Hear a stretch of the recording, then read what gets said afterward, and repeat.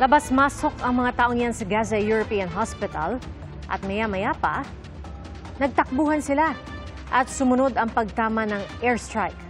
Ayon sa Gaza Health Ministry, 16 ang nasawi at mahigit 70 ang nasugatan sa pagtama ng siyam na missile.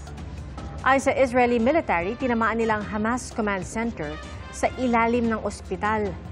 Base sa mga ulat ng Israeli press, posibleng nasawi rito ang military leader na si Mohammad Sinwar at iba pang opisyal ng Hamas.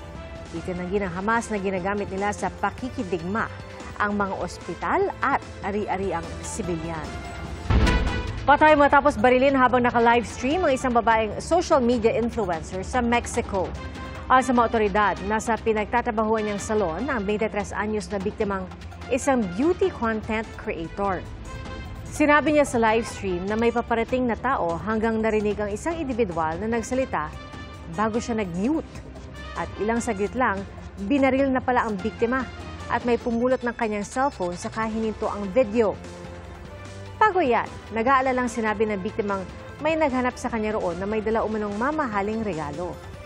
Femicide o pagpatay sa mga kababaihan dahil sa kasarian ang tinitignang motibo sa krimen.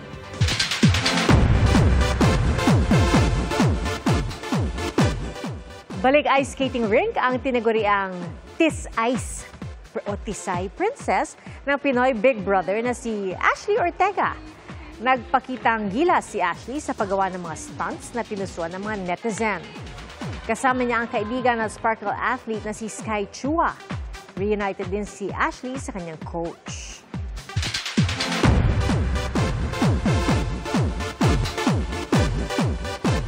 Kaliwat kanan ang proyekto ni Barbie Forteza. Balik bansa na po siya matapos ang kanilang taping ng Beauty Empire sa South Korea. Sobrang saya. Challenging syempre kasi unfamiliar territory, so hindi siya as comfortable. Lahat talaga very efficient, and syempre kasama ko si Kailin, so alam ko na I have someone to talk to lean on pagka pagod na ganyan. Parehas kaming nakukuhaan ng energy, ng chika. At kahit kababalik lang, nag-last shooting day na rin siya sa horror suspense movie niyang P-77. Aminado si Barbie na duwag siya sa totoong buhay, pero hilig niya raw talaga ang manood ng mga horror movie. Pag titiyak ni Barbie, talagang matatakot ang mga manonood sa pelikula.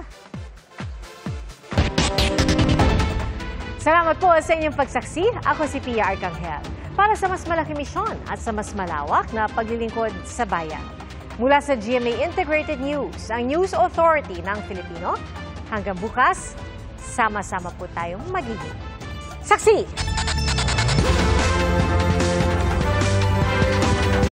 Mga kapuso, maging una sa saksi. Mag-subscribe sa GMA Integrated News sa YouTube para sa iba't ibang balita.